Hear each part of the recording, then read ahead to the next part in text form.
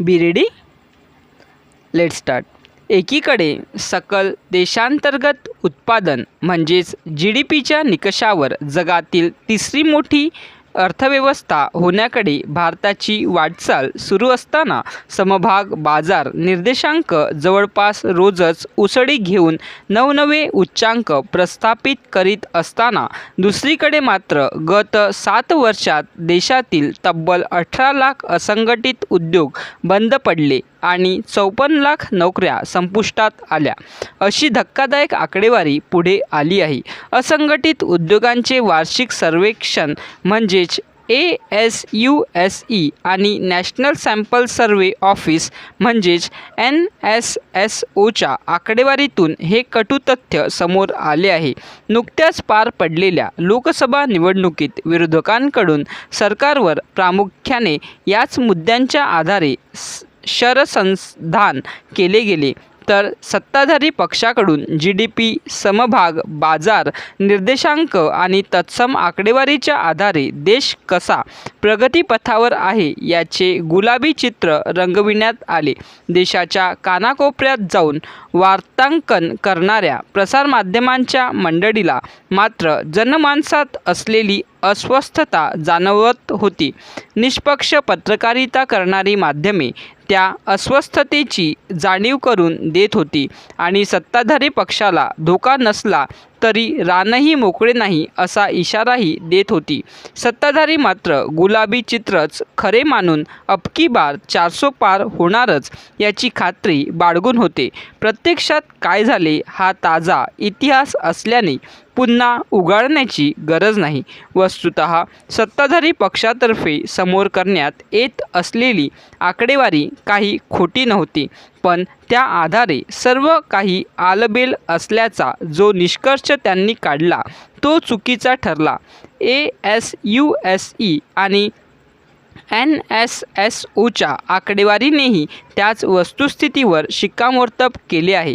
देशातील सर्वसाधारण आर्थिक चित्र दिलासादायक असले तरी गत दशकातील निश्चलीकरण किंवा नोटबंदी आणि वस्तू व सेवा कर म्हणजेच GSTची अंमलबजावणी हे 2 मोठे आर्थिक निर्णय आणि कोरोना महामारीचे नैसर्गिक संकट यांच्या एकत्रित परिपाकातून असंघटित उद्योग क्षेत्रावर विपरीत परिणाम झाला आणि सर्वसामान्य माणसाला त्याचा मोठा फटका बसला.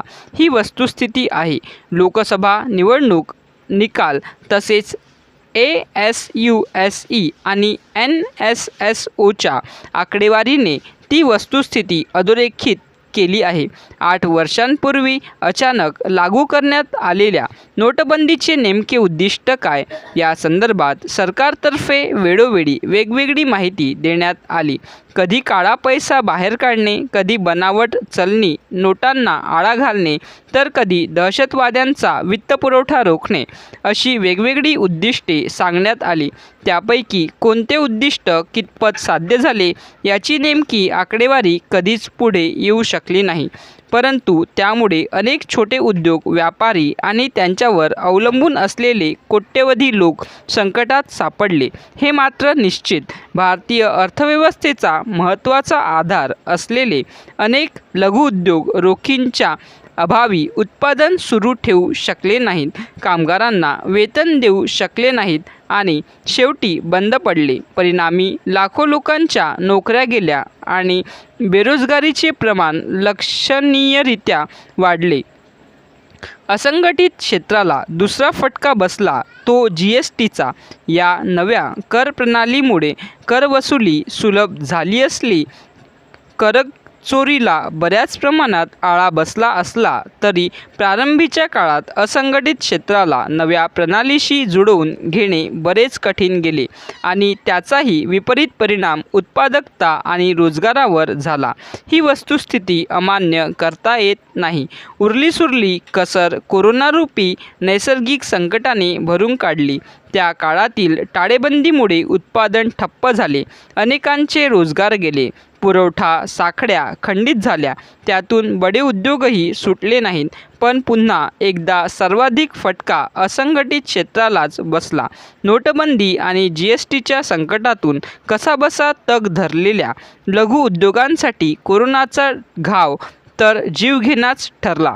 कोरोना संकट संपुष्टात आल्यानंतर सूक्ष्म व लघु उद्योगांची एकूण संख्या वाढली असली तरी त्यामध्ये प्रामुख्याने कुटुंबातील सदस्यच काम करीत असल्याने रोजगार वाढीसाठी त्याचा फार उपयोग झाला नसल्याचे निरीक्षण नोंदविण्यात आले आहे.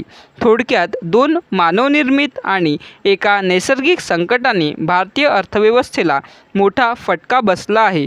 अर्थव्यवस्थेचा आकार वाढला असला तरी तो ज्यांच्यासाठी वाढावयाचा असतो त्यांच्यासाठीच ती एक प्रकारे काळ ठरली आहे. स्टॉप.